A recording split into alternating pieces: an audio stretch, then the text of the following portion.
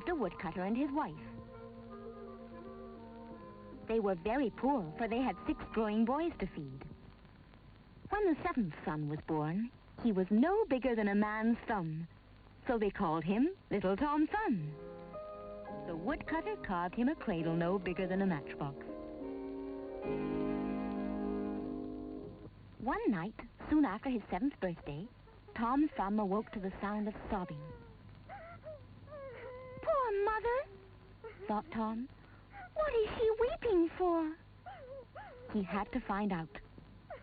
He could hear his father talking of the great famine in the land. "We cannot feed them any longer," said the woodcutter. "We cannot watch them starve to death.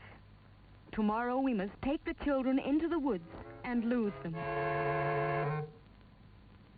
Next morning, while the rest of the family ate the last of the bread for breakfast, Tom Thumb filled his pockets with all the white pebbles he could find and was just in time to join the others as they set out for the forest.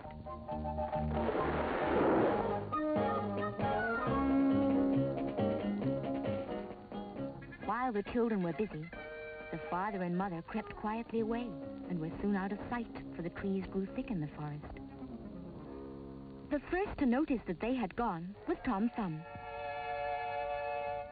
When the other boys realized they were all alone, they began to cry. Little Tom Thumb was not afraid, for on the way he had dropped the white pebbles in his pocket all along the path. "Just follow me," he said cheerfully, and back they all went the way they had come.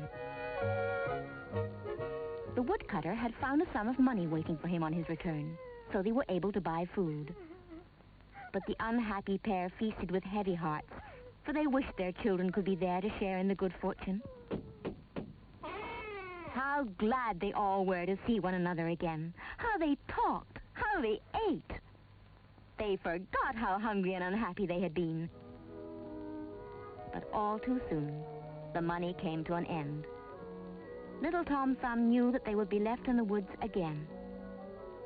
Once more he thought of the pebbles by the brook, but next morning the door was padlocked. "Here's your breakfast, Tom," said his mother, and as he took the bread she offered, Little Tom Thumb thought he would use breadcrumbs instead of pebbles. Off into the forest they went, and Tom sprinkled his breadcrumbs along the path. Once they were in the middle of the forest, the father and mother left the children working and crept away. And as before, the first one to notice that they had gone was Little Tom Thumb. While his brothers were weeping, Tom Thumb believed he could easily find the way back by the crumbs he had scattered. To his dismay, not a crumb could be seen. The birds had eaten them, every one. So Tom had to think of another way out of the forest.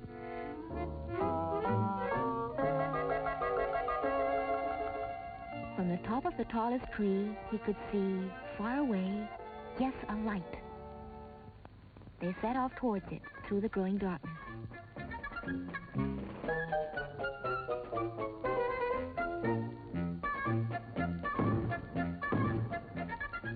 "What do you want?" asked the good dame who opened the door. When Tom explained that they were lost, she let them in. It was wonderful to be warm and to smell good food again. Tom thought his troubles were over. "Under the bed," said the ogre's wife, for her husband was an ogre who ate little children. And no sooner was he inside the room than he began to sniff. "I smell a fresh flesh," thundered the ogre, and in a single stride he was by the bed. "I thought so," he snarled. "I'll have you for breakfast on toast." When his wife pleaded with him, the children were allowed to spend their last night by the fire, while the ogre contented himself with a whole sheep for supper.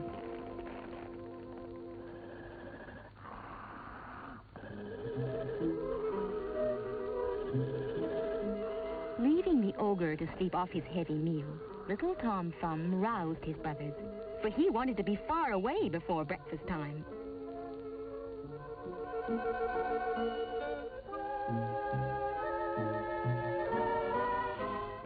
"Gone!" yelled the ogre. My good breakfast, all gone! Bring me my boots! He wanted his famous 7-league boots so that he could overtake Tom and his brothers. The children had been running all through the night and were nearly home when they paused to rest. They were all weary, but Tom Thumb kept watch. When the ground began to shake, it could mean only one thing. The ogre was approaching, and it was time to hide once more.